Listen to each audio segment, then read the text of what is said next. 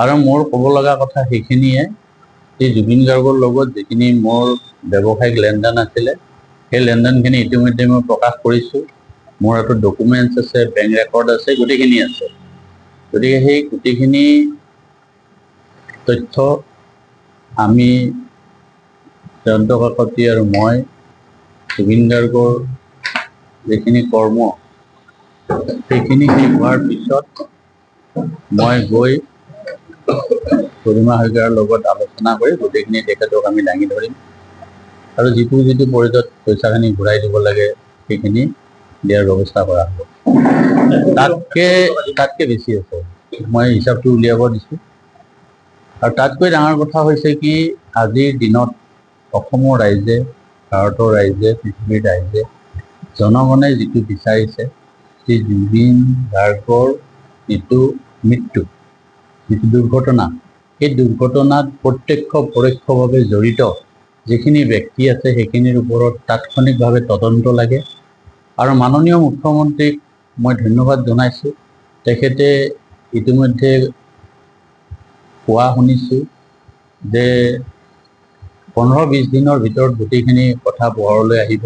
Already প্ৰক্ৰিয়া আৰম্ভ কৰিছে, তাৰ বাবে তেখেতক ধন্যবাদ জনাইছোঁ। আৰু তেখেতে এতিয়ালৈকে যিখিনি জুবিন গাৰ্গৰ ক্ষেত্ৰত অসমৰ এজন মাননীয় মুখ্যমন্ত্ৰী হিচাপে যিখিনি কৰিছে তাৰ বাবে তেখেতক ধন্যবাদ দিছোঁ। আৰু অনাগত দিনত জুবিনৰ উচিত তদন্ত কৰি ৰাইজৰ আগত ক্ষীপ্ৰতাৰে দাঙি ধৰিব বুলি সেইটো আমি আজিৰ ডেটত আশাবাদী। আপুনি কৈছে যিহেতু আপোনাৰ লগত যথেষ্ট ব্যৱসায়িক লেনদেন আছে, আৰু কাৰ লগত থাকিব পাৰে? মই ইমানটো নাজানো, কাৰণ জুবিন গাৰ্গৰ কাৰ লগত থাকে সেইখিনি তেওঁলোকৰ যিটো অফিচিয়েল ষ্টাফ তেওঁলোকে বুজি পাব। কাৰণ তেওঁলোকৰ অফিচত মই খুব কম যাওঁ, আৰু আমি বৃন্দাবন ছুপাৰ মাৰ্কেটতে বেছিকৈ লগ হৈছিলোঁ, বা তেওঁৰ ষ্টুডিঅ'ত আমি লগ হওঁ, বা বিভিন্ন ঠাইত আমি লগ হওঁ। গতিকে ব্যৱসায়িক লেনদেনটো তেওঁৰ অফিচ যোনে চায় তেওঁলোকে খুব ভালকৈ জানিব। গতিকে সেই তথ্যখিনি তেওঁলোকৰ পৰাই লোৱাটো বেছি ভাল হ'ব বুলি মই ভাবোঁ। আপোনাক কিমান টকা ঘূৰাই দিব লগা আছে? মইতো ক'লোঁ, মই 1 কোটিতকৈ ওপৰত আছে, হিচাপটো কৰিব দিছোঁ। 1 কোটিৰ ওপৰত আছে এইটো কনফাৰ্ম, বাকী হিচাপটো আজিকালিৰ ভিতৰত গোটেইখিনি মই তথ্য ওলাম। যিহেতু সিদ্ধান্ত শৰ্মাক যাত্ৰা কৰিব পৰা নাই, বা চেম্পানু মহন্ত থাকিব বা যাত্ৰা কৰিব, গোটেই বিষয়টো যিহেতু আপুনি সিদ্ধান্ত শৰ্মাক লগ পাইছিল বা লগত কথা কেনেকুৱা পাইছিল আপুনি? সিদ্ধান্ত মোৰ লগত বেয়া বুলি নকওঁ, ভালে ৰেচপেক্ট দিয়ে। আজি কিছুদিন আগতো মই কথা পাতিছিলোঁ, আমাৰ পৰিয়া বিজুলী ঘাটত দুৰ্গা পূজাত জুবিন গাৰ্গক নিমন্ত্ৰণ কৰিছিল। সেইদিনা মই লাষ্ট কথা হৈছিলে, তেওঁলোকে কথা পাতি দিছিল। মই কৈছিলোঁ যে মোৰ ওচৰৰ গাঁও, আৰু মই এই গাঁৱতে ডাঙৰ দীঘল হ'লা, গতিকে অলপ পইচাটো কমাই ল'বা যিমানখিনি পাৰি। কৈছে বংকিম দা মই এইখিনি কমাই দিছোঁ, তাতকৈ আৰু কমাব নোৱাৰোঁ। মই তাৰে ৰাইজকো অৱগত কৰাইছোঁ, আৰু সিমানলৈকে মোৰ কথা হৈছিলে। কেতিয়াবা ওচৰৰ এনেকুৱা যদি ফাংচন আহে, মই জুবিনকে হওক সিদ্ধান্তকে হওক কেতিয়াবা মই এটা ৰিকুৱেষ্ট কৰোঁ, সেইখিনিলৈকে মই জানো। আৰু যিখিনি বিভিন্ন ব্যক্তিৰ সময়ত কিছুমান কথা শুনিছিলোঁ, কিছুমান ভাল লগা নাছিলে, আৰু সেইকাৰণে মই আজি জানুৱাৰী মানৰ পৰাই মই প্ৰায় আঁতৰি আছিলোঁ।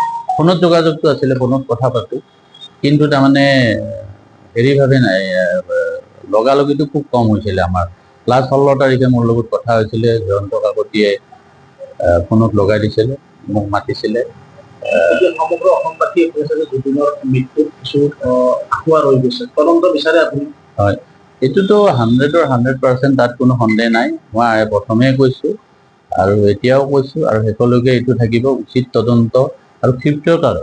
এই আমাৰ ভাৰতীয়ৰ যিটো লেহেমীয়া গতি বুলি কয়, সেই গতিত নহয়, ফাষ্ট ট্ৰেক আদালত বহাই এইটো ক্ষীপ্ৰতাৰে কৰিব লাগে। এইটো মোৰ অনুৰোধ মাননীয় মুখ্যমন্ত্ৰী তথা চৰকাৰলৈ। SIT গঠন কৰি দিয়া হৈছে? হয়, দিছে। SIT গঠন কৰিছে, প্ৰকাশ কৰিছে। SITৰ মানুহ দেখিবও পোৱা গৈছে, য'ত য'ত গৈছে টিভিত দেখিছোঁ। গতিকে তেওঁলোকে ক্ষীপ্ৰতাৰে কৰা বুলি আমি অনুমান এটা কৰিছোঁ, কিন্তু সকলো ক্ষেত্ৰতে অলপ সময় লাগে, যিহেতু কেইবাজনো মানুহ জড়িত হৈ আছে, কেইবাটা ঠাইতো আছে, কোনোবাই লুকাই আছে, কোনোবাই বিদেশত আছে। গতিকে নিশ্চয় টাইম লাগিব, কাৰণ বেলেগ ৰাষ্ট্ৰ এখনত এইখন ৰাষ্ট্ৰৰ পৰা গৈ যিখিনি ফৰ্মেলিটি থাকে নিশ্চয় টাইম লাগিব, আৰু সেইখিনি টাইমলৈকে আমি ৰাইজে ধৈৰ্য ধৰিব লাগিব। অসমৰ ভিতৰতহে হ'লে কথাটো অলপ বেলেগ আছিলে, যিহেতু এখন আন দেশ, এখন বেলেগ দেশ, সেই বেলেগ দেশখনলৈ যোৱালৈকে কিছুমান ফৰ্মেলিটি থাকে বুলি মই ভাবোঁ আৰু সেইখিনি আমি বিবেচনা কৰি সেইখিনি আমাৰ ধৈৰ্য ধৰাটো আমাৰ উচিত তাৰমানে যিকোনো খবৰৰ বাবে যোগাযোগ কৰক 7099017330 লগতে 7099017110 নম্বৰত।